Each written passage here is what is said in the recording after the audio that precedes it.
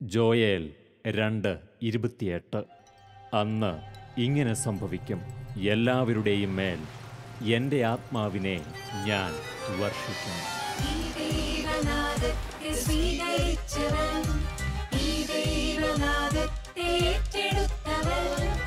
ഇവരാണ് മോസസ്, ഇവരാണ് മോസസ്, ഇവരാണ് മോസസ്.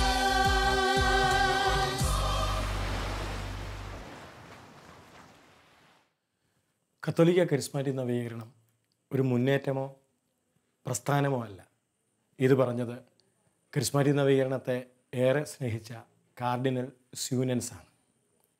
അദ്ദേഹത്തിൻ്റെ വാക്കുകൾ വിലപ്പെട്ടതാണെന്നും അർത്ഥമുള്ളതാണെന്നും ഹൃദയത്തിൽ വിശ്വസിച്ച് നവീകരണ മുന്നേറ്റത്തെ 2001 കാലഘട്ടങ്ങളിൽ കേരളത്തിൽ നയിച്ച വ്യക്തിയാണ് അന്നത്തെ KST ചെയർമാനായിരുന്ന ബഹുമാനപ്പെട്ട ജെയിംസ് കക്കുഴിയച്ചൻ. KST ചെയർമാന്മാരുടെ ജീവിതാനുഭവങ്ങൾ ശാലോം പ്രേക്ഷകരുമായി പങ്കുവയ്ക്കുന്ന മോസസ് എന്ന ഈ പ്രോഗ്രാമിൻ്റെ ഈ എപ്പിസോഡിൽ നമ്മോടൊപ്പമായിരിക്കുന്നത് ഇപ്പോൾ കോതമംഗലം രൂപതയിലെ ഇടവക വികാരിയായി സേവനം ചെയ്യുന്ന ബഹുമാനപ്പെട്ട ജെയിംസ് കക്കുഴിയച്ചനാണ്. അച്ഛൻ്റെ ഹൃദയപൂർവ്വമായ അനുഭവങ്ങൾക്കായി ഈ എപ്പിസോഡിൽ നമുക്ക് കാത്തിരിക്കാം. ആത്മാവിൻ്റെ സഞ്ചാരം കാലഘട്ടങ്ങളിൽ നിന്നും കാലഘട്ടങ്ങളിലേക്കാകുന്നു. അതെ, ദൈവാത്മാവ് സദാ ചലിക്കുന്നു. പ്രപഞ്ചമാകെ ആ ചൈതന്യത്താൽ നിരുപമം നിറയുന്നു. ആത്മാവിൻ്റെ ഈ ഉജ്ജ്വലനത്തിൽ നവീകരണം ലഭിച്ച ജീവിതങ്ങൾ ഒരു സമൂഹമായി മാറ്റപ്പെടുന്നു. നവീകരണ സമൂഹം. ഇത് കേരള കത്തോലിക്ക നവീകരണ സമൂഹത്തിനെ 2001 മുതൽ 2004 വരെയുള്ള കാലഘട്ടങ്ങളിൽ നയിച്ച ജെയിംസ് കക്കുഴിയച്ചൻ. ദിശാബോധത്തോടെ കാലിടറാതെ ഈ സമൂഹത്തിനെ തിരുസഭയുടെ തണൽ സംരക്ഷിച്ച അനുഭവങ്ങൾ കക്കുഴിയച്ചൻ നമ്മോട് പങ്കുവയ്ക്കുന്നു. അച്ഛാ, കേരളത്തിലെ കരിസ്മാറ്റിക് നവീകരണ രംഗത്തെ മുൻപിൽ നിന്ന് നയിച്ച ചെയർമാൻ അച്ഛന്മാരെ അവരുടെ ജീവിതാനുഭവങ്ങളും അവരെ ദൈവം നയിച്ച വഴികളും ഒക്കെ പങ്കുവയ്ക്കപ്പെടുന്ന മോസസ് എന്ന ഈ പ്രോഗ്രാമിലേക്ക് എല്ലാ ശാലോം പ്രേക്ഷകരുടെ പേരിലും ബഹുമാനപ്പെട്ട കക്കുഴിയച്ചനെ സ്നേഹപൂർവ്വം സ്വാഗതം ചെയ്യുന്നു. അച്ഛാ, ഞങ്ങൾ അച്ഛനെ കക്കുഴിയച്ചൻ എന്ന് ധാരാളം കേട്ടിട്ടുണ്ട്. പ്രത്യേകിച്ച് കേരളത്തിലെ ധ്യാന വേദികളിൽ അച്ഛനെ ധ്യാനഗുരുവായും അതുപോലെ നവീകരണ പ്രവർത്തനങ്ങളുടെ നേതൃരംഗത്തൊക്കെ കക്കുഴിയച്ചനെ ധാരാളം കേട്ടിട്ടുണ്ട്. അച്ഛൻ്റെ വീടും അച്ഛൻ്റെ വീട്ടുകാരെക്കുറിച്ചൊക്കെയുള്ള ഒരു ചെറിയ പങ്കുവയ്ക്കലോടെ നമുക്ക് ആരംഭിക്കാം. എൻ്റെ വീട് ഇപ്പോൾ കോതമംഗലം രൂപതക്കാരനാണ് ഞാൻ. അവിടെ കല്ലൂർക്കാട് എന്ന ഇടവകയിലാണ് ഇപ്പോൾ എൻ്റെ വീട്. ഞാൻ 84 വൈദികനായത്. 84 വൈദികനാകുമ്പോൾ എൻ്റെ ഇടവക കലയന്താനി ഇടവകയായിരുന്നു. കലയന്താനി ഇടവകയിൽ നിന്ന് വീട് വിറ്റ് കല്ലൂർക്കാട് വന്ന് താമസിക്കുന്നു. അപ്പച്ചൻ മരിച്ചുപോയി. 10 വർഷത്തോളമായി അപ്പച്ചൻ മരിച്ചു. അമ്മച്ചി 86 വയസ്സ് ആരോഗ്യവതിയായിട്ട് അമ്മച്ചി ഉണ്ട്. പിന്നെ ഞങ്ങൾ 7 മക്കളായിരുന്നു. 4 പെണ്ണും 3 ആണും. അതിൽ മൂത്ത ചേച്ചിയും മരിച്ചുപോയി. ഇപ്പം 3 പെണ്ണുങ്ങളും ഞങ്ങൾ 3 ആണുങ്ങളും ഉണ്ട്. എൻ്റെ ചേട്ടൻ മംഗലം ഡാമിലാണ്. അനുജൻ ലണ്ടനിൽ ജോലി ചെയ്യുന്നു. ബാക്കി പെങ്ങന്മാർ 3 പേരും കല്യാണം കഴിച്ച് ഒരു കുടുംബജീവൻ നയിക്കുന്നു. അച്ഛൻ കത്തോലിക്ക കരിസ്മാറ്റിക് നവീകരണവുമായിട്ടുള്ള അച്ഛൻ്റെ ഒരു ബന്ധം, അല്ലെങ്കിൽ അച്ഛൻ കരിസ്മാറ്റിക് നവീകരണ ധ്യാനം കൂടുന്നത് ഏത് വർഷമായിരിക്കും? ഞാൻ 1990 കരിസ്മാറ്റിക് ധ്യാനം കൂടുന്നത്. ഞാൻ സൂചിപ്പിച്ചായിരുന്നു, ഞാൻ 1984 വൈദികനായി. ഒരു 6 കൊല്ലക്കാലം അസിസ്റ്റൻ്റായിട്ടൊക്കെ സേവനം ചെയ്ത് 90 ഞാൻ വികാരിയായി ഹൈറേഞ്ചിൽ രാജാക്കാടടുത്ത് ശ്രീവാമരുടെ വികാരിയായിട്ട് ചെല്ലുന്നത്. അപ്പോൾ ആ പള്ളി വെച്ചാണ് ഒരു കരിസ്മാറ്റിക് ധ്യാനം കൂടാൻ ഭാഗ്യം കിട്ടിയത്. ആ ധ്യാനത്തിലൂടെയാണ് ഇങ്ങനെയൊരു കരിസ്മാറ്റിക് ടച്ചൊക്കെ കിട്ടി. അച്ഛൻ സംസാരത്തിൽ പറഞ്ഞല്ലോ ഭാഗ്യം കിട്ടിയതെന്ന്. അച്ഛൻ അത് ഉള്ളിൽ നിന്ന് പറയുന്നതാണോ? അത് കരിസ്മാറ്റിക് നവീകരണ ധ്യാനം കൂടാൻ അച്ഛനിടയായത് ഭാഗ്യം എന്ന് തന്നെയാണോ അച്ഛൻ പറയണത്? ഒരു 2 തലത്തിലാണ് ഞാൻ എൻ്റെ ഭാഗ്യമായി കാണുന്നത്. ഒന്ന്, ഞാൻ എൻ്റെ ചെറുപ്പകാലം മുതലേ എനിക്ക് വൈദികനാകാനുള്ള വലിയ ആഗ്രഹം ഉണ്ടായിരുന്നു. കലയന്താനി പള്ളിയിൽ ഞാൻ കുർബാനയ്ക്ക് വിടാനായിട്ടൊക്കെ ആഗ്രഹിച്ച് ചെല്ലുമ്പോൾ എന്നാൽ അതിന് വിരുദ്ധമായി എന്നിലുണ്ടായിരുന്നൊരു ഭയമെന്ന ഒരു അസ്വസ്ഥത ഉണ്ടായിരുന്നു എനിക്ക്. വിക്കായിട്ടൊക്കെ അതൊക്കെ മാറുമായിരുന്നു. ഞാൻ തുറന്നു പറഞ്ഞാൽ 4ാം ക്ലാസ്സിലൊക്കെ പഠിക്കുമ്പോൾ പ്രസൻറ്റ് പറയാൻ പോലും കഴിവില്ലായിരുന്നു എനിക്ക്.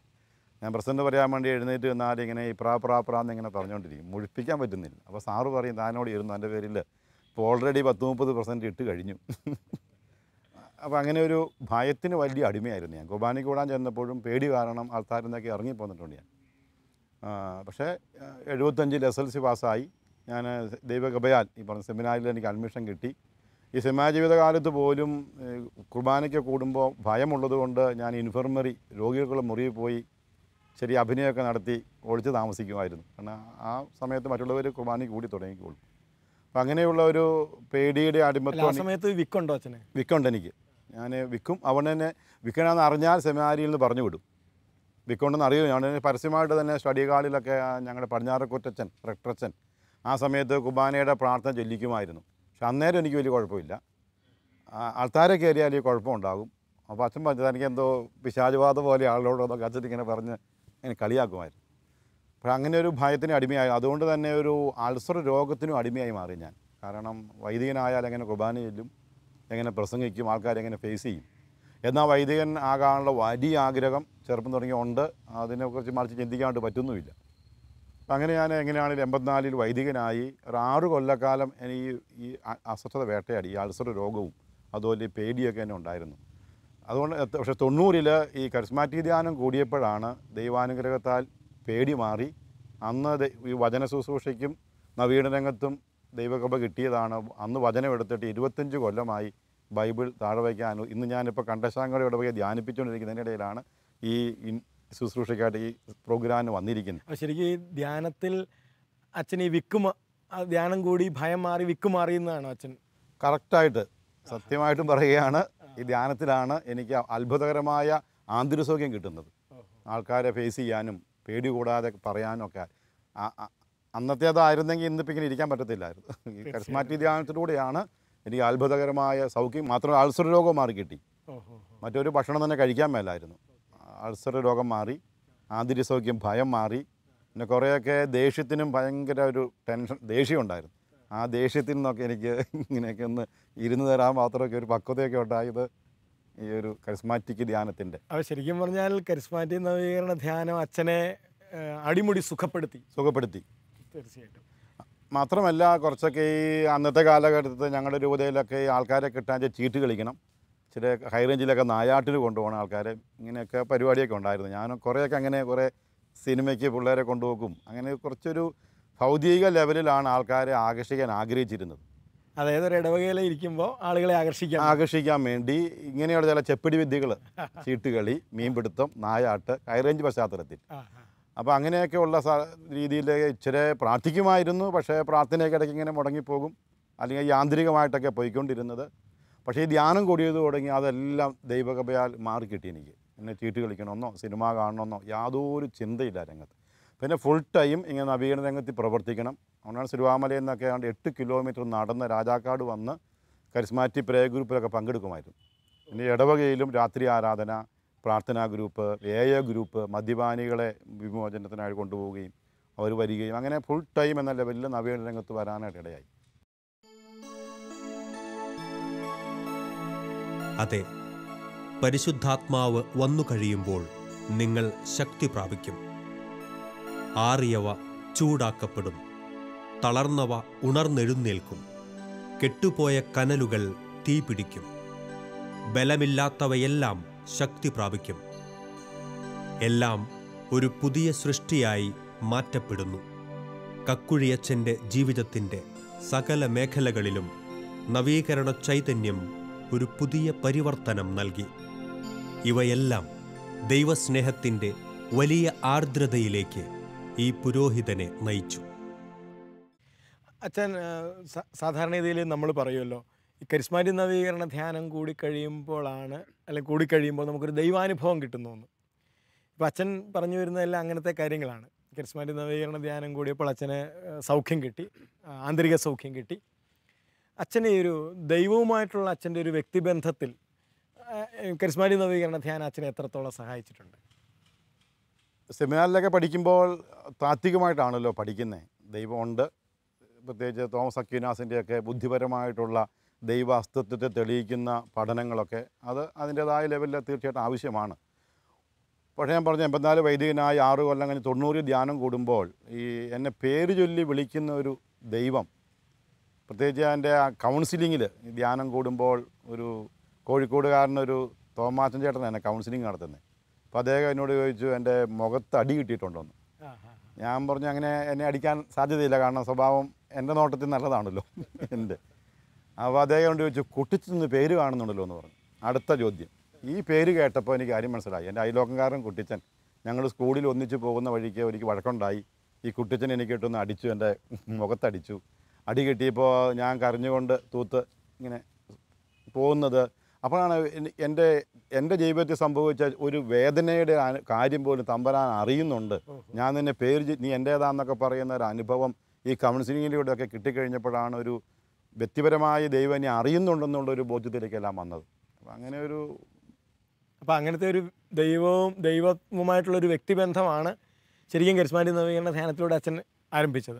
എനിക്ക് തോന്നുന്നു അച്ഛൻ ഈ ഞാൻ അച്ഛനെ പരിചയപ്പെടുന്ന നാളുകളിൽ അച്ഛൻ കരിസ്മാറ്റിക് നവീകരണത്തിന് വേണ്ടി ഒത്തിരി സമയം മാറ്റിവെക്കുന്നയാളാണ്. നേരത്തെ അച്ഛൻ പറഞ്ഞതുപോലെ കിലോമീറ്ററുകൾ നടന്ന് പ്രാർത്ഥനാ സമൂഹങ്ങളിൽ പങ്കെടുക്കാനും നന്നായിട്ട് കരിസ്മാറ്റിക് നവീകരണത്തിന് വേണ്ടി ത്യാഗം ചെയ്യുന്ന ഒരു കക്കുഴി അച്ഛനെയാണ് അന്ന് ഒത്തിരി പേര് കണ്ടത്.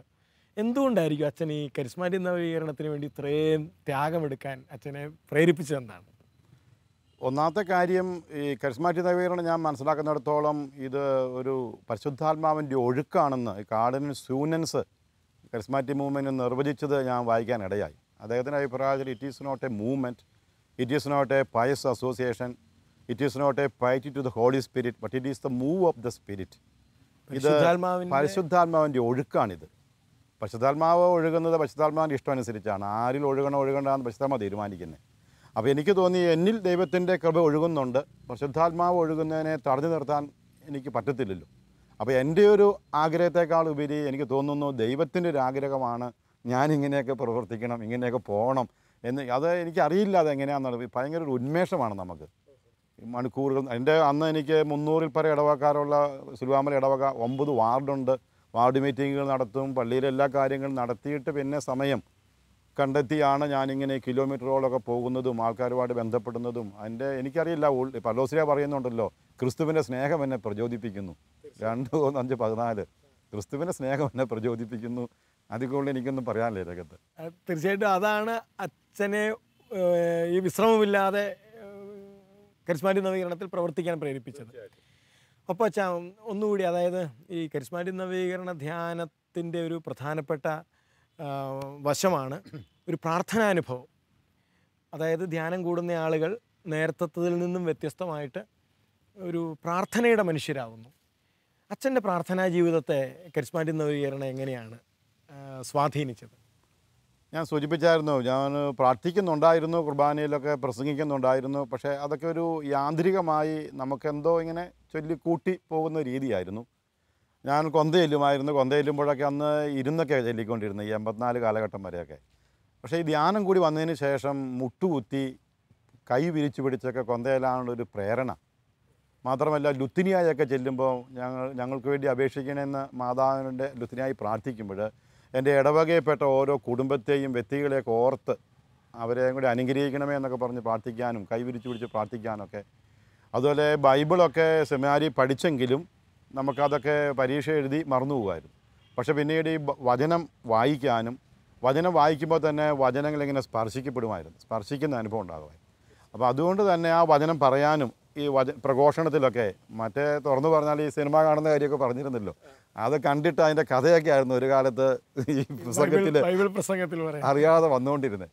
പക്ഷേ പിന്നീട് അതൊക്കെ ഇങ്ങോട്ട് മറന്നു. ഈ വചനം പറയുമ്പോൾ വചനം വരുന്നു, അതിൻ്റെ വ്യാഖ്യാനം വരുന്നു. അപ്പോൾ വചനം വായിക്കാൻ വേദപുസ്തകത്തോട് താല്പര്യം, അതുപോലെ തന്നെ ഈ കൊന്തയെല്ലാം ചെല്ലുമ്പോഴൊക്കെ ഉണ്ടാകുന്ന ഒരു ആവേശവും ഈ മുട്ടുകുത്തി കൈവിരിച്ചു പിടിച്ചെല്ലാമുള്ള ഒരു ശൈലിയും, അതിലെ കുർബാനയൊക്കെ ആണെങ്കിലും കുറച്ചുകൂടിയൊക്കെ പ്രാർത്ഥിച്ചൊരുങ്ങി നല്ല അനുഭവത്തിൽ, മറ്റേ കുർബാനയ്ക്കും മറ്റൊക്കെ ഉദാശവചനമൊക്കെ ഉച്ചരിച്ച് കഴിയുമ്പോഴേക്കും നമുക്കൊന്ന് തീർന്ന് കിട്ടണമെന്ന താല്പര്യമൊക്കെ ഉണ്ടായിരുന്നു. ഒരു കോട്ടുവാ വരുന്ന ക്ഷീണമൊക്കെയാണ്. ഇതൊക്കെ അങ്ങോട്ട് മാറിയിട്ട് കുർബാനയൊക്കെ ഒരു ഭയങ്കര അനുഭവമായിട്ട് മാറി. അതുകൊണ്ട് തന്നെയാണ് ഒരു പ്രാർത്ഥനാ ജീവിതത്തിൽ പിന്നെ ധ്യാനം കൂടാനും ഈ വചനം പറയാനും ഒക്കെയുള്ള താല്പര്യം. തീർച്ചയായിട്ടും വലിയൊരു മാറ്റം പ്രാർത്ഥനാ ജീവിതത്തിൽ തന്നെ ഒരു മാറ്റം ഉണ്ടായിട്ടുണ്ടെന്ന് തുറന്നു പറയാൻ സാധിക്കും.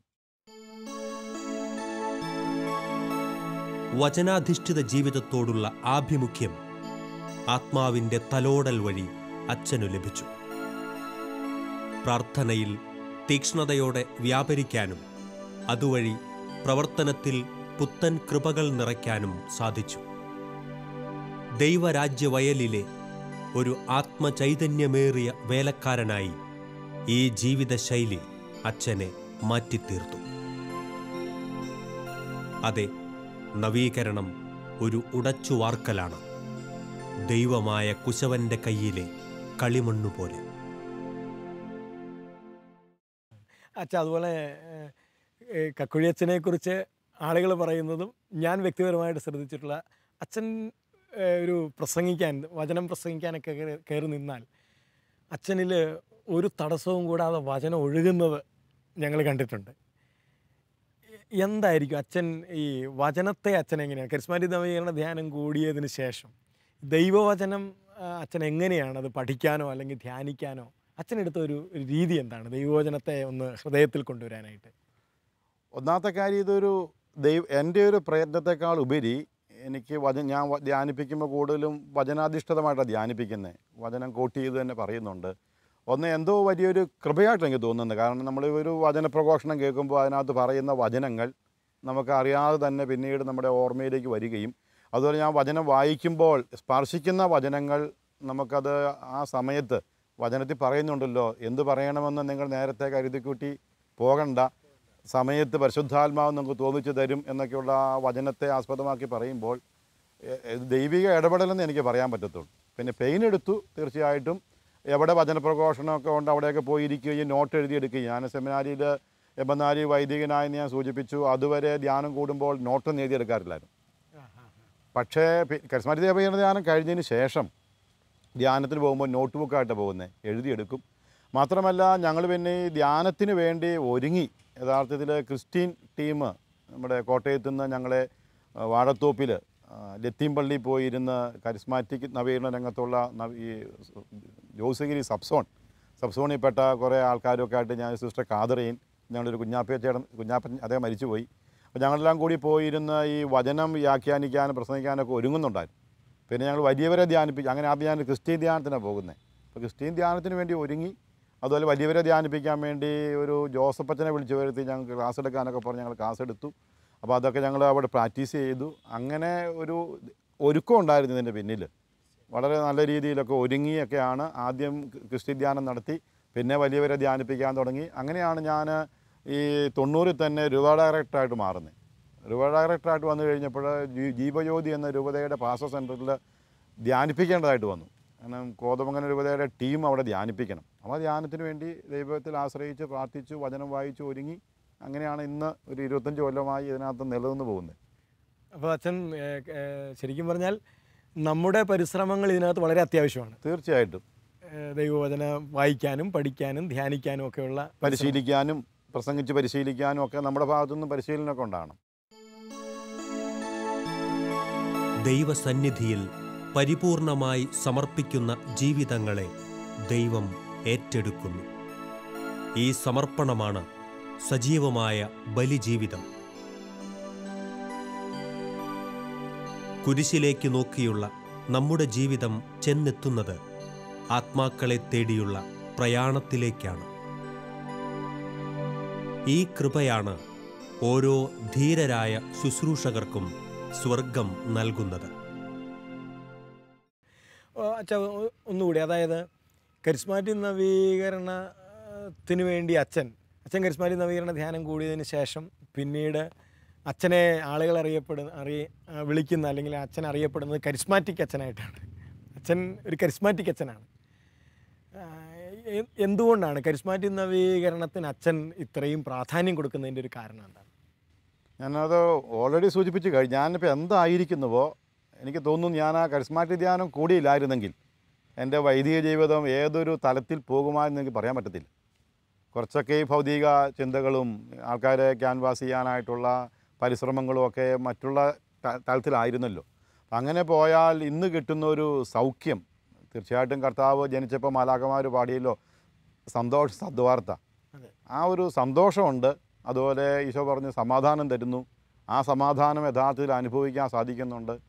അതുപോലെ എന്തോ സ്നേഹിക്കാനുള്ള കഴിവും, അത് പ്രത്യേകിച്ച് കരിസ്മാറ്റിക് നവീകരണത്തിൻ്റെ ഒരു 4 ലക്ഷണങ്ങൾ: ഒന്ന് സന്തോഷം, 2 സമാധാനം, മറ്റൊന്ന് സ്നേഹിക്കാനുള്ള കഴിവ്, 4ാമത് സ്വാതന്ത്ര്യം. ഇതൊക്കെ പറഞ്ഞാൽ ഒരു വലിയൊരു സ്വാതന്ത്ര്യം അനുഭവപ്പെടുന്നുണ്ട്. അല്ല, അച്ഛനെ ഞാനൊരിക്കൽ കണ്ടത് ഒരു വേദിയിൽ തിരുവാതിര കളിക്കുന്നതാണ് അച്ഛൻ. അല്ലാതെ അച്ഛൻ ഈ സ്വാതന്ത്ര്യം എന്ന് പറഞ്ഞ വാക്ക് പറഞ്ഞപ്പോൾ ഞാൻ അച്ഛൻ കുറച്ച് അൽമായരുടെ കൂട്ടത്തിൽ അച്ഛൻ ഒരു സ്റ്റേജിൽ നിന്ന് തിരുവാതിര കളിക്കുന്നത്. അല്ല, അച്ഛൻ ഉദ്ദേശിക്കുന്നത് ഈ സ്വാതന്ത്ര്യം എന്ന് പറയുന്നത് ഈ ഉള്ളിലുള്ള ആനന്ദം പ്രകടിപ്പിക്കാനുള്ള ഒരു സ്വാതന്ത്ര്യം. അല്ല, അതെന്തായിരുന്നു വെച്ചാൽ ആ തിരുവാതിരയുടെ രംഗം? അത് പുളിയമ്മല ആശ്രമത്തിൽ ഹൈറേഞ്ച് മേഖല കൺവെൻഷൻ നടക്കുക. ഹൈറേഞ്ച് മേഖല കൺവെൻഷൻ അന്ന് പുളിയമ്മല ആശ്രമത്തിൻ്റെ ഗ്രൗണ്ടിൽ നടന്നുകൊണ്ടിരുന്നത്. അപ്പോൾ 2 സമയങ്ങളാണ് നടന്നത്. പകൽ സമയമുണ്ട്, പിന്നെ അവിടെ താമസിച്ച് ധ്യാനിക്കുന്നവരുണ്ട്, വൈകുന്നേരങ്ങൾ. അപ്പോൾ അവർക്ക് ഓഡിയോ വിഷ്വൽ പ്രോഗ്രാം ഉണ്ടായിരുന്നു. അപ്പോൾ അങ്ങനെ ഓഡിയോ വിഷ്വൽ പ്രോഗ്രാമിലാണ് തിരുവാതിര കളി. അപ്പോൾ തിരുവാതിര കളിയിൽ ഒരു ചെറുതോണി എന്നുള്ളൊരു അപ്പച്ചനാണ് ഈ തിരുവാതിര കളിയെ പരിശീലിപ്പിക്കുന്നത്. പക്ഷേ ഷാജി ഉണ്ടായിരുന്നു, അതിനകത്ത് തങ്കച്ചായൻ ഉണ്ടായിരുന്നു. അപ്പോൾ നിങ്ങൾ കളിക്കുന്നതുകൊണ്ട് എനിക്കും തോന്നി തിരുവാതിര എന്തും എനിക്കും കളിച്ചുകൂടെ, എനിക്ക് ഡാൻസ് ഒന്നും അറിയത്തില്ല എനിക്ക്. അപ്പോൾ നിങ്ങളെന്നോട് പറഞ്ഞു അച്ഛന് ഒരു കാവ്യമുണ്ട് എടുക്കണം, കൈയുള്ള ബനിയൻ ഇടണം, അരയിലൊരു തോർത്തൊക്കെ ചുറ്റണം, ലോകയൊക്കെ ഒന്ന് മാറേണ്ടി വരും. ഞാൻ പറഞ്ഞു ഞാൻ റെഡിയാണ്. അങ്ങനെ എന്തൊക്കെ പറഞ്ഞാലും പാവനാത്മൻ ദൈവമേനെ നയിച്ചിടുമ്പോൾ അനുദിനം അതിശയം കണ്ടിടുന്നു ഞാൻ എന്നൊക്കെ പറഞ്ഞുള്ള ആ സ്റ്റെപ്പൊക്കെ വെച്ച് ആ പാട്ടാണ് പാടിയത് തിരുവാതിരയ്ക്ക്. ഇന്നും ഓർമ്മയുണ്ട് എനിക്ക്. അപ്പോൾ ഞാനും പരിശീലിച്ചു നിങ്ങളുടെ കൂടെ. അങ്ങനെ സ്വാഭാവികം ഞാനും നിങ്ങളുടെ കൂടെ വൈകുന്നേരം തിരുവാതിര കളിച്ചു സ്റ്റേജിൽ. അല്ല, തീർച്ചയായിട്ടും അച്ഛൻ്റെ ഉള്ളിൽ അന്ന് മുതൽ അച്ഛനീ പറയുന്ന സ്വാതന്ത്ര്യം പലപ്പോഴും ഞങ്ങൾ ദർശിച്ചിട്ടുണ്ട്, ധാരാളം പേര് ദർശിച്ചിട്ടുണ്ട്. ആരുടെ കൂട്ടത്തിൽ ഇടപഴകാനും എവിടെ കിടക്കാനും അല്ലെങ്കിൽ എന്തും കഴിക്കാനും ഒക്കെ ഉള്ളൊരു സ്വാതന്ത്ര്യം. തീർച്ചയായിട്ടും ഇത് അച്ഛന് ഈ ഒരു കരിസ്മാറ്റിക് നവീകരണത്തിലൂടെ ലഭിച്ച പരിശുദ്ധാത്മ കൃപ തന്നെയാണ്. തീർച്ചയായിട്ടും. കാരണം ഞാൻ എമ്മാവസിലേക്ക് ആദ്യം വരുമ്പോൾ ഇന്ന് കാണുന്ന സൗകര്യം എമ്മാവസിലില്ല. അന്നൊരു കെട്ടിടമേ ഉള്ളൂ. അന്ന് എല്ലാവരും കിടക്കുന്നത് എമ്മാവസിൻ്റെ മുകളിലത്തെ ഒരു ഹാളിലാണ്. ഞാൻ അച്ഛൻ്റെ നിലവിൽ വന്നു കഴിഞ്ഞപ്പോൾ എനിക്ക് പ്രത്യേകിച്ച് റൂമൊന്നും ഇല്ല അവിടെ. അപ്പോൾ അന്നൊക്കെ ഒരു ബെഡില്ലാതെ പുതപ്പില്ലാതെയും കിടന്ന് ഉറക്കം വരത്തില്ലായിരുന്നു. അവിടെ ബെഡും ഇല്ല, പുതപ്പും ഇല്ല. ഈ നേരപ്പാന്ന് പറയുന്ന പായ കിട്ടുന്നത് അവിടെ.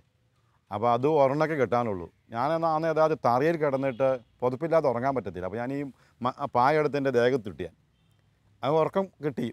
നേരത്തെ ചിന്തിക്കാൻ പറ്റില്ല. അതുപോലെ കൊളത്തുവയില്ല. പിന്നീട് ആദ്യത്തെ ഒരു ധ്യാനം കൊളത്തുവയില്ല.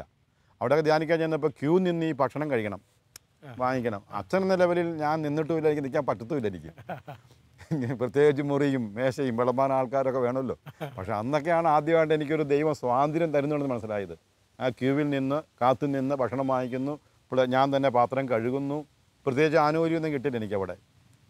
തീർച്ചയായും. അപ്പോൾ ഇങ്ങനെയൊക്കെ നോക്കുമ്പോഴാണ് എനിക്ക് ഈ സ്വാതന്ത്ര്യം ഞാൻ ഈ പറയുന്നത്. നമുക്ക് സാധാരണ അവസ്ഥയ്ക്ക് ഉൾക്കൊള്ളാനും എവിടെ കിടക്കാനും അന്ന് വരെ അനുവർത്തിച്ചു പോകുന്ന പല ഈ ചില മാമൂലുകൾ രീതികളൊക്കെ ഒന്ന് വിട്ട് ഒരു പുതിയ സൃഷ്ടിയായെന്നൊക്കെ പറയുമ്പോൾ തീർച്ചയായിട്ടും അച്ഛൻ്റെ ഈ വ്യക്തിപരമായ അനുഭവങ്ങൾ, കരിസ്മാറ്റിക് നവീകരണം അച്ഛന് തന്ന സ്വാതന്ത്ര്യം, അച്ഛന് തന്ന ദൈവാനുഭവം, അച്ഛന് തന്ന സൗഖ്യം, തീർച്ചയായിട്ടും ഇതൊക്കെ വളരെ വിലപ്പെട്ട കാര്യങ്ങളാണ്. ഇത് അച്ഛൻ്റെ ഈ ഒരു അനുഭവിച്ച ദൈവകൃപയും ദൈവസ്നേഹവും ഒക്കെ ഒത്തിരി പേർക്ക് അച്ഛൻ്റെ ഈ വാക്കുകളിലൂടെ അച്ഛൻ ഇത് പറഞ്ഞത് ഒത്തിരി പേർക്ക് ഉപകാരപ്രദമാകുന്നു. ഇതിനേക്കാൾ കൂടുതൽ കുറേ കൂടി ആഴത്തിലുള്ള അച്ഛൻ്റെ ദൈവാനുഭവങ്ങൾക്കായി ഞങ്ങൾ അടുത്ത എപ്പിസോഡുകളിൽ കാത്തിരിക്കുന്നു. ഈ സമയം അച്ഛൻ ശാലോം പ്രേക്ഷകർക്ക് വേണ്ടി ചെലവഴിച്ചതിന് എല്ലാവരുടെയും പേരിൽ അച്ഛനെ ഹൃദയപൂർവ്വം നന്ദി രേഖപ്പെടുത്തുന്നു. ഇതാ കാഹളം മുഴങ്ങുന്നു. ഒരേ ഇടയനിലേക്ക് ഒരു ഗണമായി നാം ചേർക്കപ്പെടുന്നു.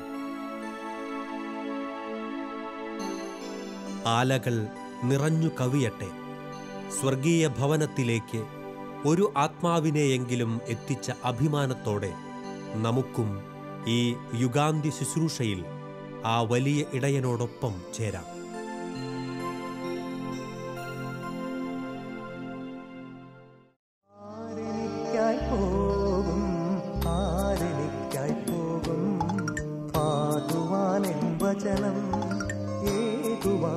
സാക്ഷ്യം